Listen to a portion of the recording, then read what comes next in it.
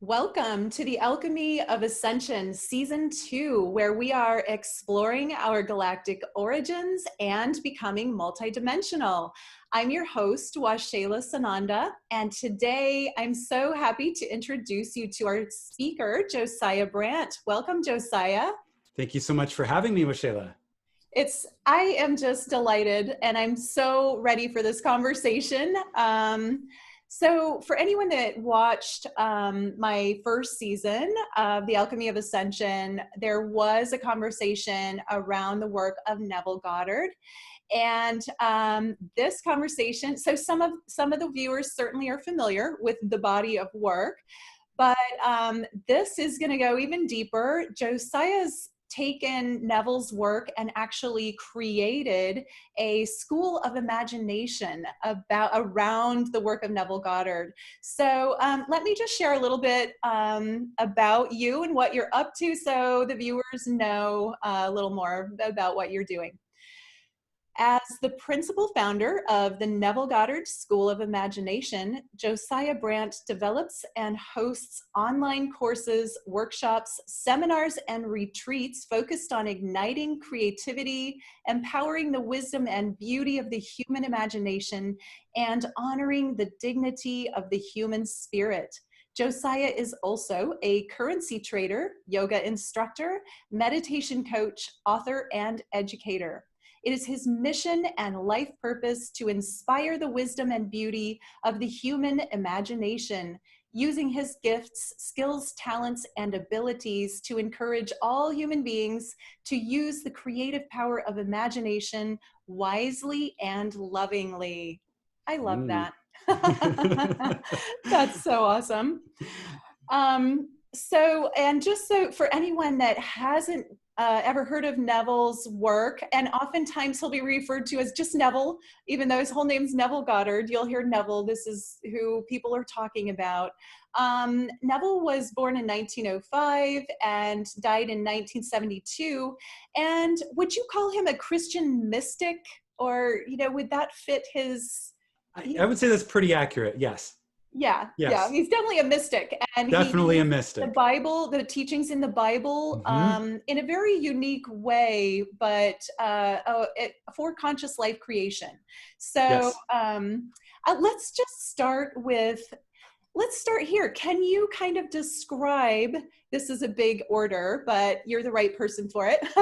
Can you describe Neville's work in a nutshell?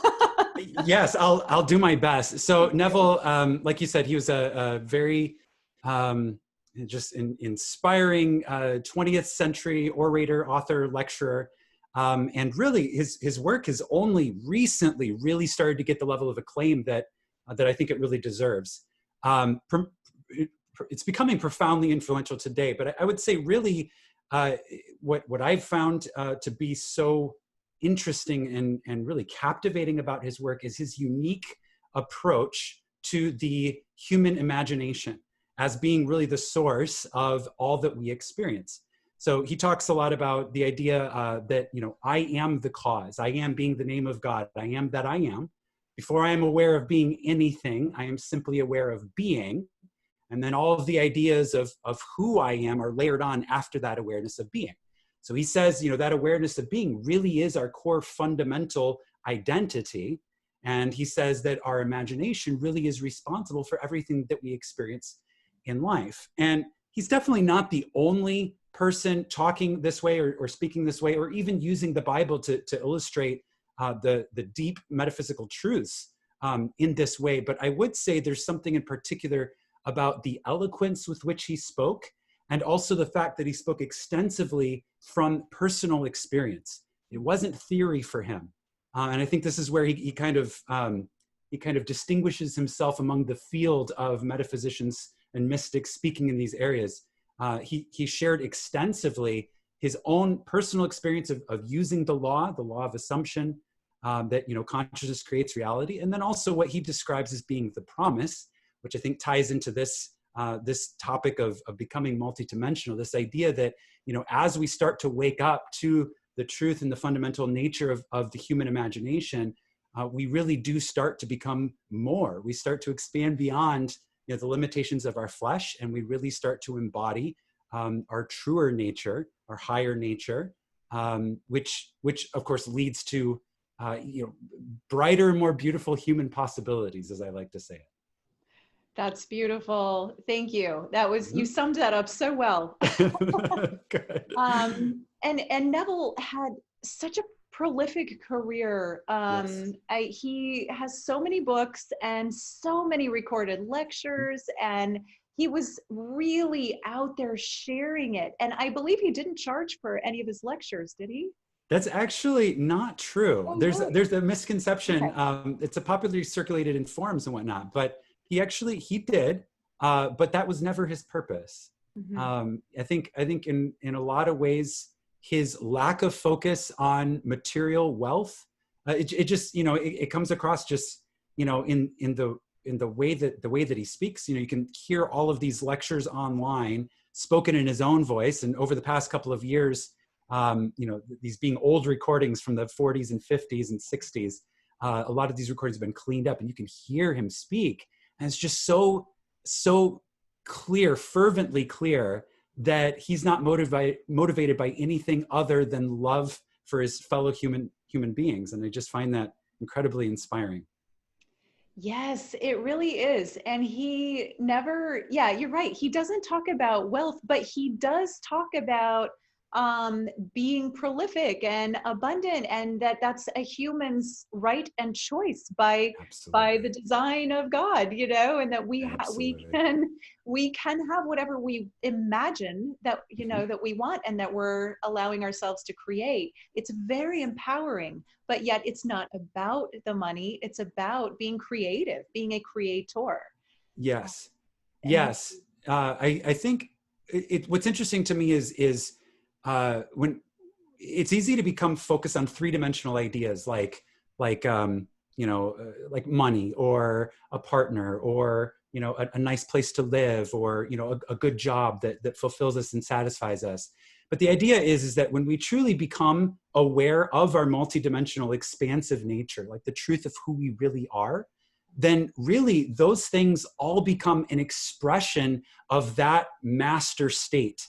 If you kind of follow what I'm saying there, when we're embodying the fullness of who we are, the nice place to live, the loving partner, the relationships, the financial success, the wealth, the abundance, all of that is an expression of that state. And I think that that's really at least for me, that was one of the things that really stood out to me about Neville's teachings, was that he was so clear on that. He was like, don't reverse the order here. Focus on waking up, your imagination, waking up the truth of who you are. And then as you're doing so, these things become expressions. It's natural to want and desire to express the abundance. I believe we came here to be expressions of abundance. I believe that we are expressions of abundance. It's just a matter of how aware we are of that. But I think really that was one of the things that distinguishes him is really talking about focusing on that state first and then allowing those other things to become expressions of that state. yeah, that truly is an ascended state of being. Yes, And to indeed. have an ascended awareness is really about, raising the frequency, and then the things naturally come to you that fit with that state of being. Mhm. So he was emulating that, this empowered and I don't know, just the state of being in the creation of his life, and then sharing that so generously and just teaching. And I love that, I had no idea when I first discovered Neville's work in 2005, and found your faith is your fortune. And it was on a friend's bookshelf, and I opened it up and I'm like, oh, I think I need to read this. Can I borrow it? And I'm pretty sure I never returned it. A gift well given. That's great. But Yeah. but that, like, I knew the second I opened it up, like, oh, this is important. This is Mhm. really good stuff, Yes. and it's one of those things, like when it's like finding the hidden pearl or the hidden gem, and Mhm. when you start to get it, you don't just read Neville, like you said, you have to practice it. You Mhm. practice the teachings. You can read it and it won't make much difference. You have to do it. Yes. And then that will change your life. Indeed, that's what I've witnessed. So I'm for about 4 years now. I've been working with Neville's work, expanding upon it, helping it, reach a broader audience in the various ways that I'm active in. And I've taught several hundred students at this point through my work with the School of Imagination. And so what I see time and time again, I see people, they come into contact with Neville's work, and it's like a seed is planted, and whether they understand all of the ins and outs of it right away or not, there's something in them that lights up and says, there's truth here, and this is for me. Now, obviously, we say Neville's work, it's the work, it's the truth, and he was a very prolific, inspired, and eloquent mouthpiece for the truth. And I think that's what people are hearing when they hear the words of Neville. They're hearing the truth, that is very deeply embedded in all of us, and like suddenly it's presented to our conscious mind. And what I hear time and have witnessed and also have experienced in my own life, time and time again, when first encountering that truth, it's like something lights up, and I call it the heart-based truth beacon. That kind of knows what's true and what's somehow wrapped in illusion. We all have this heart-based truth beacon, and time again, I watch people light up when they come in contact with this. And they're like, wow, there's something here for me. And then what happens over the following days, weeks, months, and years? I've seen this happen time and time again. I watch people completely change, like to the point where their past life is unrecognizable to them. It's like coming into contact with this and really absorbing it and putting it into practice, of course, opens up the doors to expressing on a deeper, fuller, brighter, more beautiful level the character that we're all here to play. And it's like a key that unlocks that. And I've had students that have come into my courses, and they're reserved, and they're shy, and they're not really sure about what all this is, but they know that something's here for them. And I've watched them completely transform personality. I've watched them, their life circumstances change. They very quickly manifest circumstances very much in line with their true heart's desires, and their personalities change. I watch them become more confident. I watch them become brighter, more beautiful. The individual I'm thinking of right in this moment, he actually, in a matter of 8 or 9 months, I watched him go from being very introspective, very reserved, very quiet, shy, lacking in confidence, to actually leading a group of students in an exploration of Neville, like a completely different embodiment of his potential. And all of it came back to this idea of applying, these truths, and really being willing and being open to grow and expand in these beautiful ways. And honestly, that's why I do this work. It's so rewarding to me to watch this happen in people. And that's why, speaking back to my personal mission statement, this idea of awakening and empowering imagination and creativity, and honoring the dignity of the human spirit. I feel like, in 2020 in particular, but really at this time in human evolution, we're all at this point where we're really wrestling with this idea of what does it really mean to be human? And the answers to that have changed over the centuries, over the generations.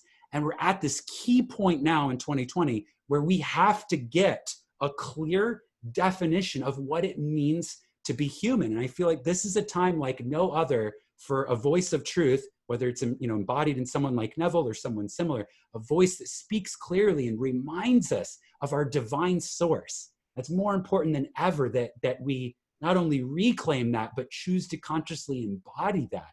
And I watch that happen over and over again throughout my work. I watch people start to embody their divine source, and it's so inspiring, so beautiful to witness. Wow, I love that. And that also shows that you're doing a great job of sharing and teaching it in your trainings. Something that I'd like to know is what's your origin story with Neville? How did you discover the work, and how has it changed your life? Great question. I love sharing this. So personally, I would say, I mean, I believe that we're all on spiritual journeys for the whole time that we're in human form. But I would say that my spiritual journey began in earnest in 2014. I went through just a series of circumstances that really made me start to ask new questions in my life, questions that I didn't immediately have the answers to. And through a bridge of incidents, then in 2016, I happened to discover Neville's work. And I just remember it's kind of funny how it all came about. I'm just going to tell this anecdotally because I think my circumstance in so many ways can relate to so many people. I call it evolutionary pressure. When things suddenly, unexpected things happen in life that kind of upset the pre-existing order and cause us to ask new questions. And in that space of like, oh, maybe I don't know what I'm doing, that's the opportunity for us to discover truth because we're suddenly open to that. So that can look like a lot of different things for a lot of different people. In my case, it came in the form of an unexpected broken arm.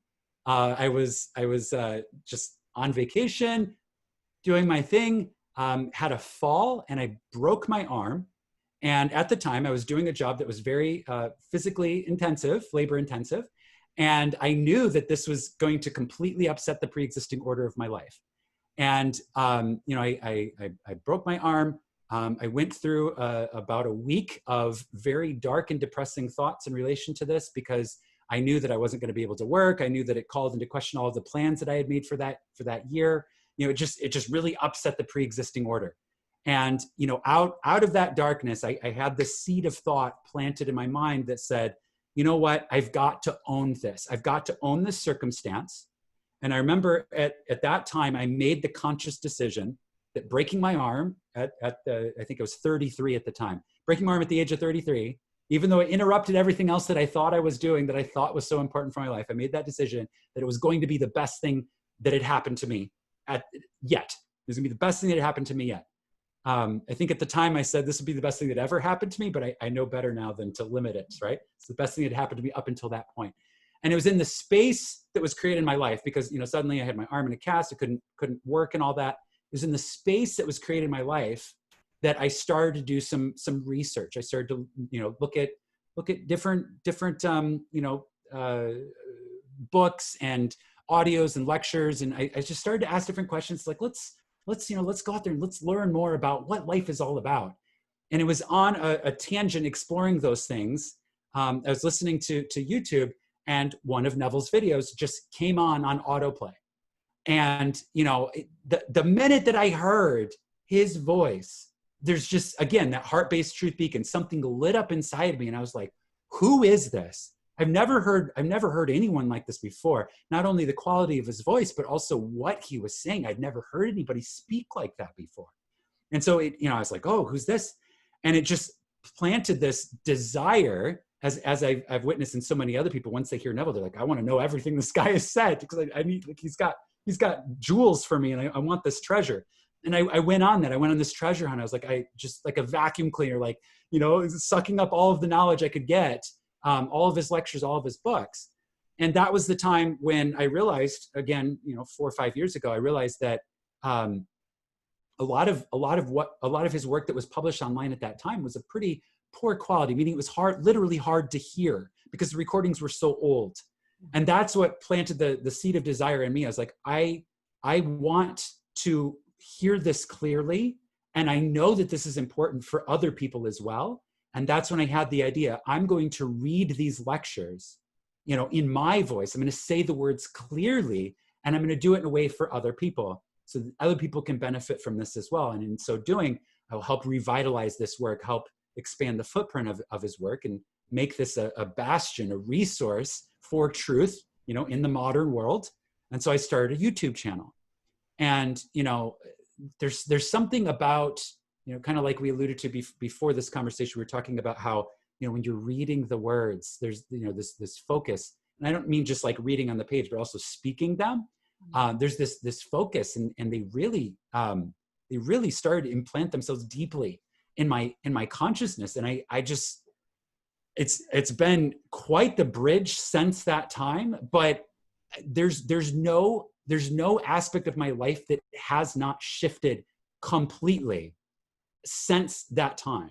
it's unbelievable to me. I mean, at that time I was in a situation where I wasn't quite sure about relationships. I kind of had some, some, old ideas, the old man, as Neville likes to say. And I was able, through applying, these processes, I was able to manifest a very beautiful, loving and very fulfilling and satisfying relationship with my present partner. Just in terms of work and career and a meaningful expression was a big topic for me at that time. And using Neville's work and an extended understanding of how reality creation works, I was able to manifest, where I am today, which is very much what I would feel is squarely in my joyful self-expression, which is incredibly satisfying and rewarding. And the list just goes on and on. It really has revitalized and reimagined. I've reimagined my life on all of these levels. I trust that's at least in a nutshell there. For sharing that. I know that you not only, have read them, you read them out loud, and you have a wonderful reading voice. Everyone's going to have to go listen. Well, you'll have, we'll get into that later, yes. But there's a gift that you'll be sharing. Mm-hmm. And, but on your YouTube channel, you have so many books and lectures mm-hmm. that you read, and I don't want to make anybody feel bad, but from what I've heard, you're the best one. Thank you. I mean, your style, and you know what I love that you do when you read it and then you say again, when it's a really important passage, and then you go back and read it again. And I'm like, because your mind will start to wander when you're yes. listening, and I'm like, oh, I need to pay attention. He said yes. again. He said again. This must be important. Yeah, right? I feel like my YouTube channel is largely me, kind of giving new life to this work. It's mostly the work of Neville, but I also have a whole body of work that I have developed. In terms of my background, I've been teaching, training, presenting for nearly 20 years professionally. So, for me, I'm a veteran. I was originally enlisted in the United States Air Force, and I was trained as an intelligence briefer. And that's where I first learned to present information in a way that really sticks and lands with people, because at that time, lives were at stake. And the way I see it now is, back then, lives were at stake. Today, souls are at stake. So it's like, it really feels like I was being trained in baby steps back then when I was working in the military, for what would ultimately become, what I do now, which is really expressing what I feel is the most valuable information there is. And, now at this point, my work really is taking the fundamental ideas that are shared so eloquently by Neville, but again, understanding that really it's truth, and Neville is a mouthpiece of truth, taking those fundamental ideas and expanding upon them, broadening them, and talking. Today, my classes, the courses that I run at the School of Imagination, are really about taking these ideas beyond where Neville took them. There's only so many things that Neville was able to cover in his career, prolific as it was. But today, we're a couple generations past when he was active. Today in 2020, we're having new conversations. Neville, I like to say that, we're experiencing the robot revolution. And if we as a human society are going to thrive in this evolution, we have to wake up the parts of us that robots cannot replace. Mm-hmm. And in my mind, that's our imagination, the God spark, the spark of the divine in each and every human born of woman. And in my mind, there is no more important work than that, particularly at this time. And I think Neville did a fantastic job of laying the foundation by being authentic in so many beautiful ways, so authentic, and speaking these things, even though at the time there was a time when it wasn't all that popular, some of the things that he was saying, because he was kind of prevailing against the traditional wisdom of the era. I think today we're a lot more open-minded in general about everything, and I think that's part of the reasons why Neville's work is receiving a resurgence now. But I think more than ever, we're at the time where it's not just about understanding that imagination creates reality. It's really about expressing that truth and applying it to the modern era where we are right now. And understanding, this is the other thing I love in terms of a perspective and a frame. We are the ancestors. We are the ancestors. And when you start to think that way, you realize that, what we do today, what my work, what your work was, Shayla, like what we're doing today really is laying the foundation for our children and our children's children and their children, the generations that are coming ahead of us. Just like we look back to Neville, they're going to look back to us. And I see that as such an inspiring and powerful and beautiful opportunity. It really is. When I start to think that way, that's really what lights me up with this work, because I understand it's not just about, what we're talking about in the present moment today. There's also this lasting impact. And when we talk about these things, when we apply these things to topics even above and beyond what Neville talked about, we really are creating this gift, this wealth for future generations as well. And I think that's really what inspires me with this whole topic. Wow, I love that. That's so powerful. And thank you for your military service. I did not know that about you. Yeah, there are a lot of things I'm sure that I don't know, but I was not aware of that. So thank you. And, it's really, as you're speaking, I love how you're taking it. And I know isn't one of your classes called Next Level Neville? Yes, indeed. For precisely that reason. Yes. So good. Mm-hmm. But, I'm thinking about how Neville, in his time, and I know he had a teacher as well, or maybe multiple teachers, but he took scripture and kind of went into the multidimensionality of scripture. Yes. And how it's not it can be viewed a different way than the way that it's written, and not everything is meant to be viewed as physical, just the way that it's put on paper. He really saw it all as a parable, or not even I don't know if that's the right word, but a whole different take than what multidimensional truth layered in the stories. Yes, definitely. Absolutely. And so it sounds like, from what you're saying, you're sort of taking that and even finding the multidimensionality truth of springboarding from what he did, and and diving deeper and opening up more. And, part of what I teach is that ascension is infinite.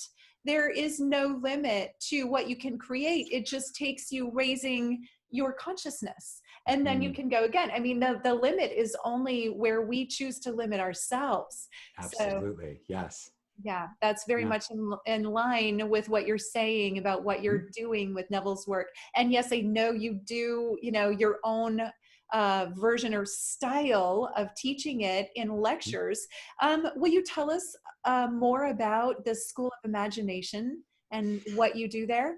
Yeah, so the School of Imagination, so founded as the Neville Goddard School of Imagination, just to kind of give it that, the way I see it is Neville had a very dogma-free approach to imagination, approach to these topics, and I wanted to continue in those footsteps. So School of Imagination for short, but really founded, based on kind of the heritage linking back to Neville. So really, I see it as a vehicle for expanding, renewing, refreshing these truths for the modern era. And we're only just beginning with this, founded it last year. So I'm in the I guess just starting in year 2 now of the School of Imagination. But I really see it as a way for people who come across these teachings. Most of my students they show up familiar with Neville, at least to some extent. And they're looking for a couple of things in my experience. They're looking for community, because, I've been blessed to manifest a lot of relationships out of this work. So I have a lot of people to talk about these things with, and I'm blessed to say so. But there's a lot of students that show up and they're like, when I start talking about things like ascension, or things about becoming multidimensional, or things about creative power of imagination, I don't have a whole lot of friends around me that get it. Or even my family, they don't really get it. Or my partner doesn't really get it. So a lot of times they're looking for community. They're looking for people to discuss this with, to talk about this with. And the School of Imagination was founded with that in mind, this idea of let's create a global community using this amazing technology known as the internet. Let's use that to create a global community. And that's exactly what it's become. I have members in my community from probably 60 or 70 countries around the world right now. And it's just really blossomed into this global culture of people who are learning the creative power of imagination, learning to use it wisely and lovingly. So community is one of the reasons why they show up.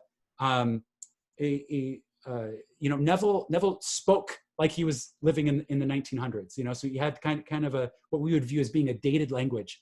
So there's some people that show up and they're like, look, I get the spirit of what he's saying, but I want to understand it deeper, and I want to be able to apply it to my life today, and I want help doing so.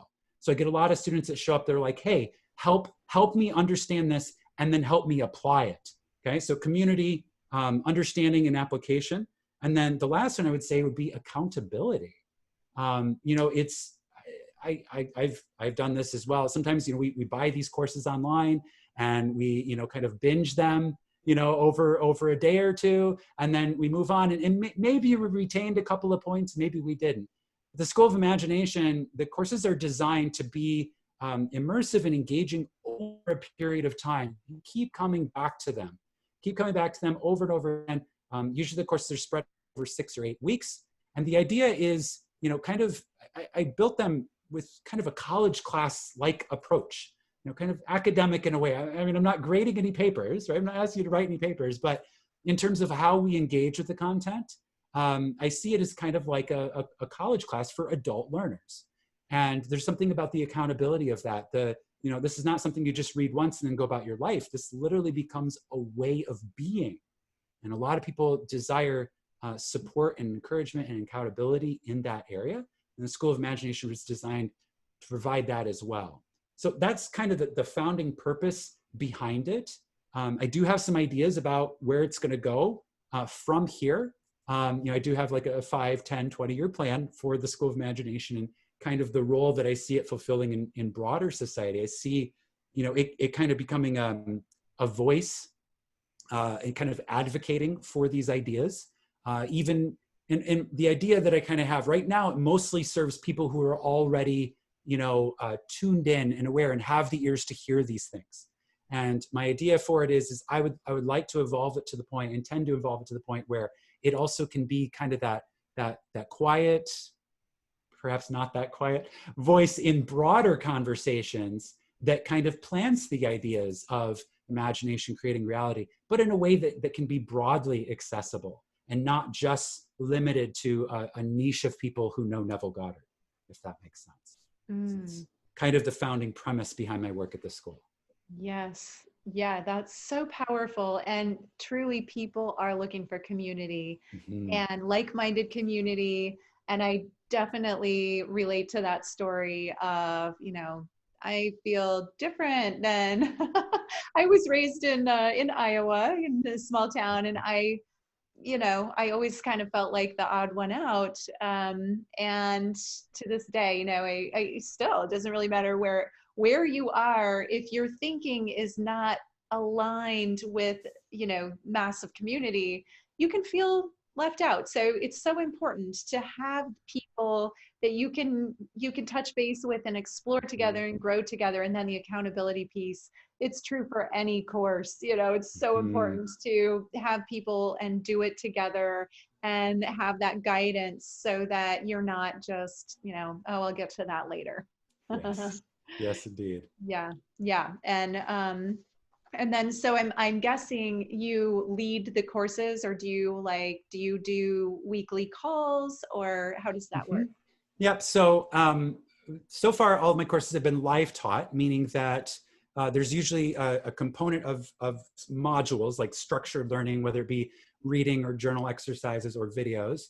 And then I always like to supplement whatever course we're doing with a live stream class, which kind of becomes that, that group of adult learners getting together and working through these ideas as a group and collaborating. I, being a veteran, I had the GI Bill, which enabled me to, I just spent several years going to evening college classes, just studying things that interested me. No real purpose in mind. I wasn't trying to get a certificate or anything like that. I would explore topics that I thought were interesting. And time again, I left the class, and I always did them on campus. So, usually older adults on an on-campus, evening class, if you can kind of picture that. And time and time again, I found myself leaving that class thinking, okay, well, what the instructor had to say was pretty interesting, but what really I found fascinating was the perspectives of the other students in the room weighing in on the topic.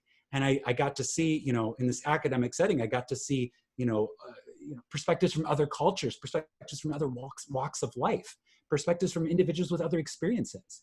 And I found that to be consistently one of the most valuable components of my, kind of hobby education, perennial student type experiences that I was having. And so I wanted to build that into the school as well. So, going forward, we're going to have two things, because a lot of people appreciate that. Some people are like, no, I just want to learn on my own. So going ahead, we're having kind of two paths at the school. You can enroll as a student in a live class, where we are having those weekly live streams where we get together and discuss the material that we're going through for that week.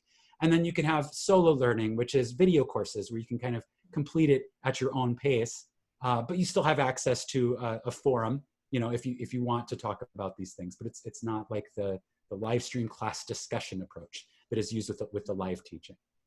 Oh, that's great. And that's how I run my classes as well, with the modules and then the weekly lecture live class. And I completely agree with you. For me, the group experience and what happens when you get a group interacting and sharing their viewpoints and sharing their experiences and their testimonials of like, oh, this is what's happening to me and for me, and this is what I'm creating in my life. That's powerful, and that inspires the other students much more so than if you're just doing it on your own. So yeah, I love that. Beautiful. Yeah. Let's see. I know I had all these topics. You brought up the old man. Also the divine design. They're like things that I kind of wanted to have a conversation about. Yes. Do you want to tell us about the old man? Yeah. So okay. Yes. So what I've come to realize after many years of studying these things and teaching these things, what I've come to realize is that really what our daily experience, like the reality that we experience, really comes down to what I call habits and patterns of awareness. I am habitually aware of, being, the man that you see on the screen in front of you. Like I'm habitually aware of the life that this character is playing. I'm habitually in certain states of consciousness. I have, my routine. I have, the way that I go about my work. I have the way that I go about my relationships, about my play, my recreation, all that type of stuff. And a lot of it comes down to habits. And what I find, both in my own experience and in the experience I've witnessed of my students, is that as we are exposed to this work and as we start to do this work, meaning this work of awakening our imagination, becoming more and more conscious in our creation and unlocking our authentic power, as we do that more and more, we become more and more aware of our habitual patterns of awareness. So we start to see our habits and our patterns of being, the ways that we just have been, just because that's how we've been. And we've never, at least not until the point where we become conscious of that way of being, we've never asked, why am I that way? Or why have I been that way? So to me, the idea of the old man is, or old woman, is that old aspect of self that really is only there because it's a habit and a pattern that hasn't been questioned. It hasn't had the light of the pierce penetrating light of, I am the cause, taking responsibility for my creative power, hasn't had that light shone on it yet to really look at it and be like, what is going on here? If I have, cyclical situations showing up in relationships, this is a big one that comes up a lot. It's like over and over again, like, why do I always attract, this kind of man or this kind of woman, right? And we can see that we always do. It seems like it's a habit, and we can complain about it. But at the point where we, become aware of it as a habit and a pattern and a way of being, and we start to shine the light of imagination, we start to look at it and we say, okay, why is this always showing up this way, or habitually showing up this way? What am I imagining here that is causing, these circumstances to repeat themselves in the, circular nature of time? It keeps coming around again. I call it the merry-go-round of time, right? It's like whatever's going on in our life, it's like it tends to just come around again and again until it's raised to the level of love and transcended. So with the idea of the old man is that once you become aware, of that habit, of that pattern, that practice that is no longer serving you, and you choose a different expression, a fuller, more beautiful, more brighter, more authentically aligned expression in its place, then you can get rid of the old man. Or as they say, kill the old man and bury him. The Bible, I think, says, let the dead bury their dead. So the idea is that once you become aware of it and you choose a new pattern, you usually don't have to spend a whole lot of time wrestling, with this old man. Yeah, sometimes it does take a little bit of time to fully break that old pattern. But the idea is once you transcend to the point where you see that pattern and you start to make a different decision, you can let that old man go and become the new man or woman. Trying to use gender specific language here, but just become the new human that embodies the new pattern, the new way of being, that replaces the old pattern, the old way of being. Yeah, beautifully said. I was listening to a lot of times I'll listen to Neville on my walks, just when I'm walking, because it's great to contemplate. And I was listening to something about the old man. I think he said lay down the old man. Is that a term that he uses? Anyway, yep.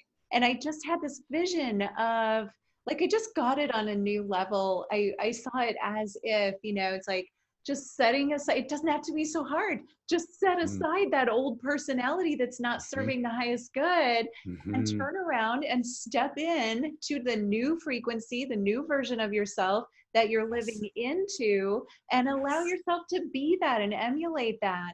And then practice it going forward. And if you need to lay down the old man again, that's okay. Keep doing it. And it becomes who you are then.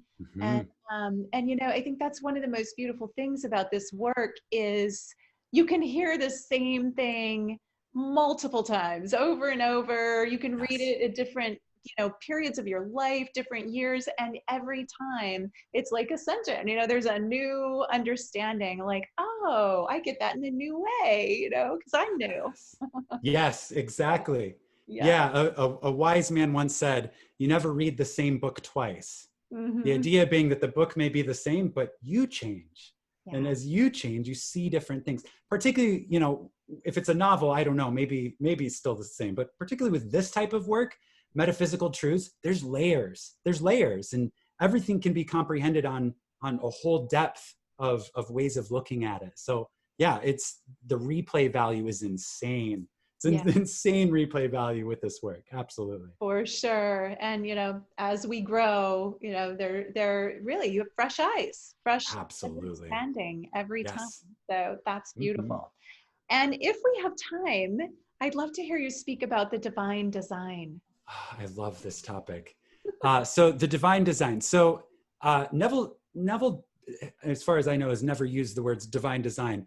But I think that it's just a continuation, or perhaps an expansion upon a lot of what he talks about. So it's this idea, the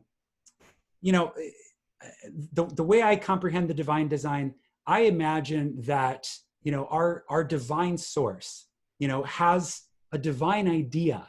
And the divine idea is the character that is you, the character that is I. So in this case, the divine idea is a character named Josiah Brandt. And, source, in its divine wisdom, decided to incarnate into this form, into this identity of Josiah Brandt, and has this idea for how to express, because each one of us are very unique expressions of the one divine source. And we all have our individual gifts, skills, talents, and abilities. We all have our individual life experiences and perspectives. And as they say, God is known by experience. And I believe that's really what the human experience is learning to experience God through this form. So in my mind, the divine design is this idea of what is the fullest, most beautiful expression of the character that the I that I am, is playing in the form of, in this case, Josiah Brandt. What is the fullest, most beautiful divine expression of this character?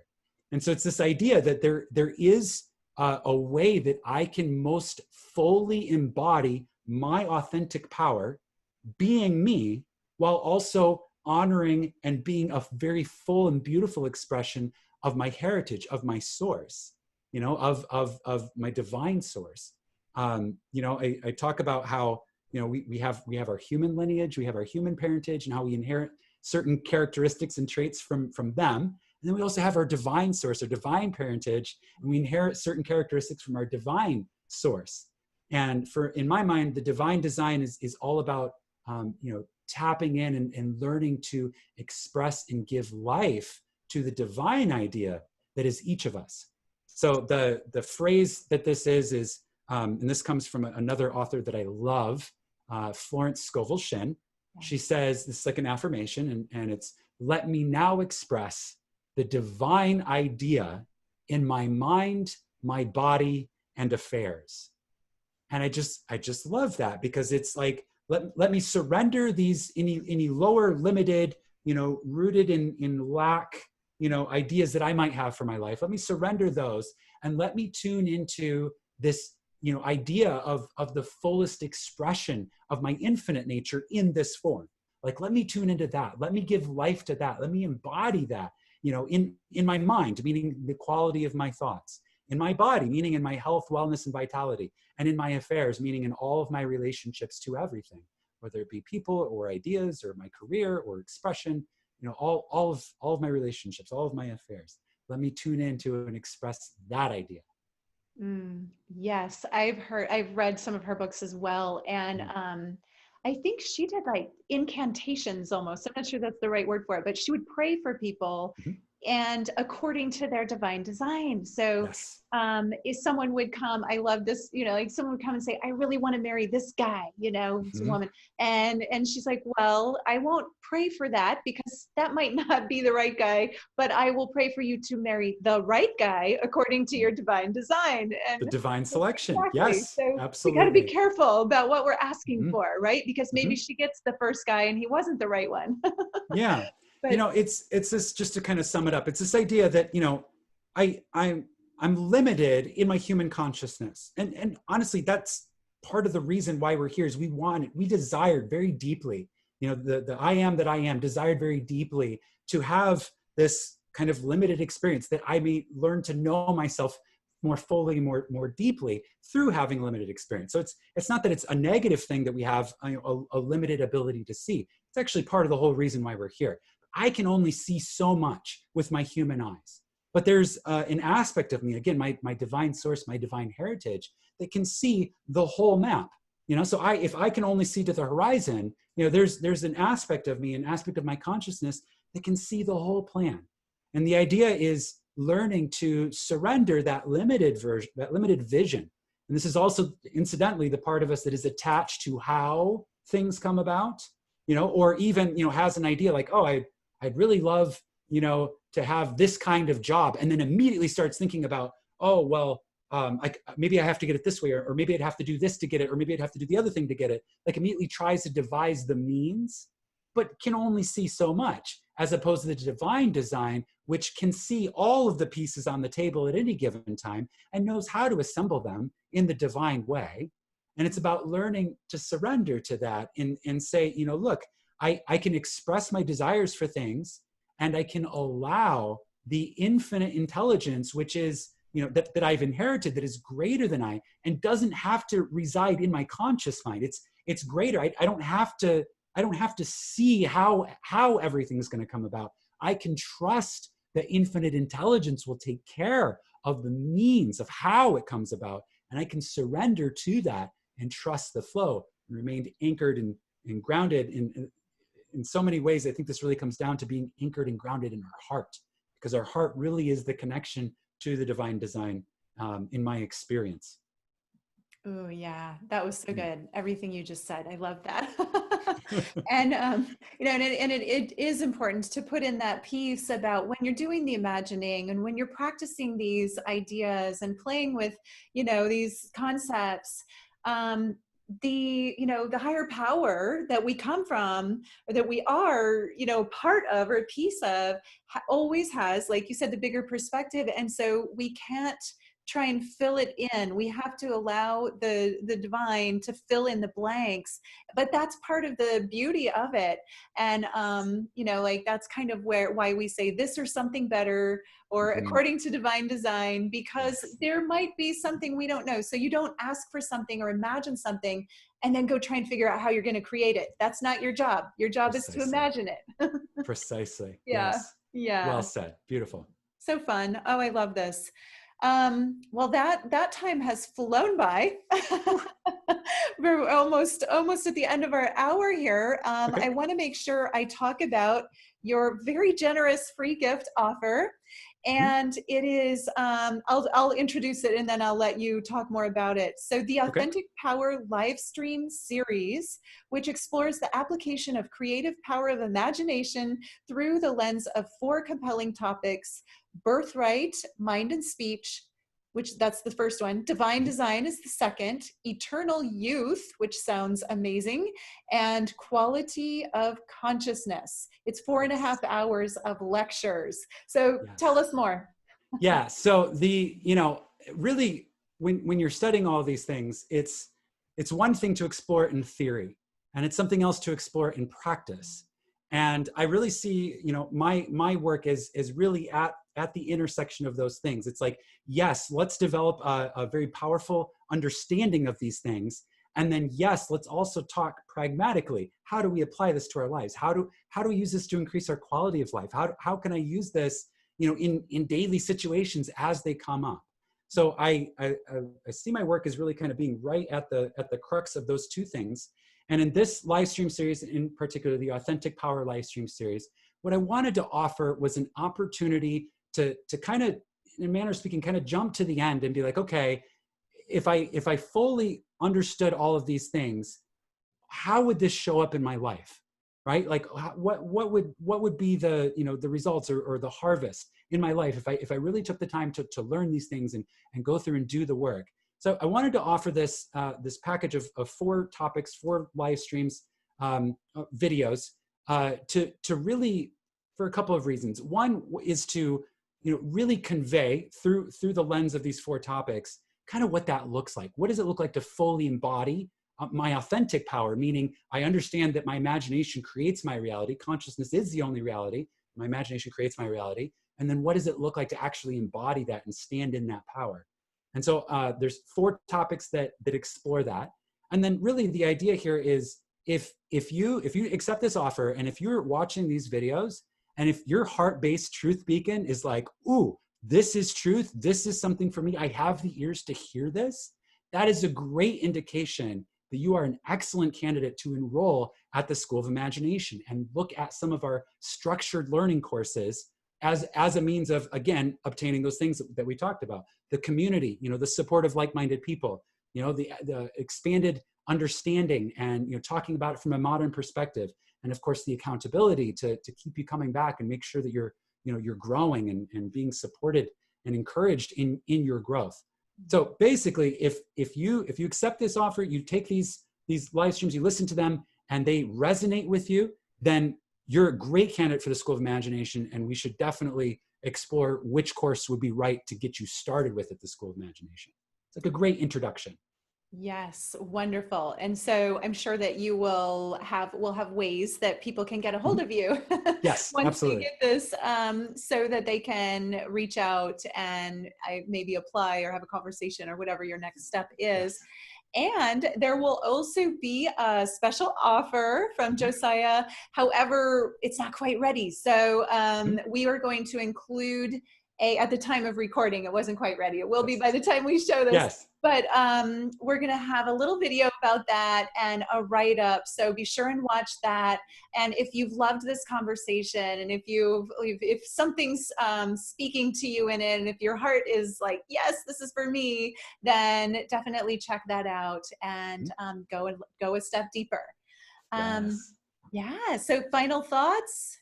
Final thoughts. It's the adventure of a lifetime, this work.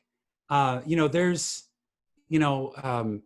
just in my journey in particular, just speaking from my own personal experience, life had a different meaning prior to really awakening in this way. Had a different meaning. I had different objectives, my values were different. In fact, prior to really applying what I've learned in part from Neville and then been teaching over the past couple of years, I didn't even really have really that much of an understanding of how my values were creating my life. And, you know, it's, again, adventure of a lifetime. And when you wake up in this way and you start, like, what you value starts to shift, it becomes purer in a way, it becomes clearer, cleaner in a manner of speaking. And life, it could just take on new color. It can take on new depth, new dynamics. It really is about, you know, again, becoming that fullest, most beautiful, brightest expression of that which we came here to be, to give life to that, to embody that, and to you know, shut off the old man with his limited thinking and his limited and lack mindset and limited points of view, and, you know, be open to the unfolding of something brighter and bigger and new possibilities. And in my personal experience, there's nothing quite as satisfying as you know, taking the steps of these journeys and being willing to do this work. It really is the ultimate work. You know, you have in your title here, the Alchemy of Ascension. I love that. I love the idea of alchemy, right? This idea of turning lead into gold, you know, at its fundamental. Again, that's really, I think, a lot of what the human experience is about. It's about, you know, taking what the cards were initially dealt and learning how to play them, you know, into that, you know, that royal flush, right? Giving its most beautiful, brightest expression. So thank you so much for having me. I've loved this conversation. And if you're watching this right now, you know, and this is, again, resonating with you, I really look forward to meeting you, to seeing you, either in one of the courses, or I think at some point in 2021, we'll be doing retreats as well. So you're not alone on this journey. There's so many ways to connect to like-minded people. And I look forward to it. Wonderful. Oh my gosh, I love all of that. This conversation is just so fun, and it truly is the work. And this is the alchemy that this is all about. And, you know, it's not about metals. It's about the human experience and alchemizing that into the gold that we truly are, the diamond, the light, whatever you want to call it. But we can transform ourselves, and this is one of the very powerful avenues to do that work. So I thank you, Josiah, for all the work that you're doing and sharing with the world. And it's just so obvious you really found your power niche and your thing, and you're just beautifully sharing it. And I love to see people in that expression. I said before we got on, if I wasn't doing what I do, I would want to do what you do. Because I just love the work so much. So anyway, with that, I think we need to end there, but I have enjoyed this so much, and we do have a Facebook page linked, so be sure and let us know, viewers, what you thought of this conversation. Do you already know about Neville's work? Did you learn something new? Are you excited to learn more? And just share your thoughts, feelings, ideas, and I'll be jumping in there. Maybe we can convince Josiah to jump in there too and have a conversation. Yes. And part of the major reason why I do this work is to let everybody know that you are not alone on this journey. We are a community of light. We are all ascending together, and we are all in this together. And it's people like Josiah that remind us of that as well. So with that, thank you, everyone, and namaste.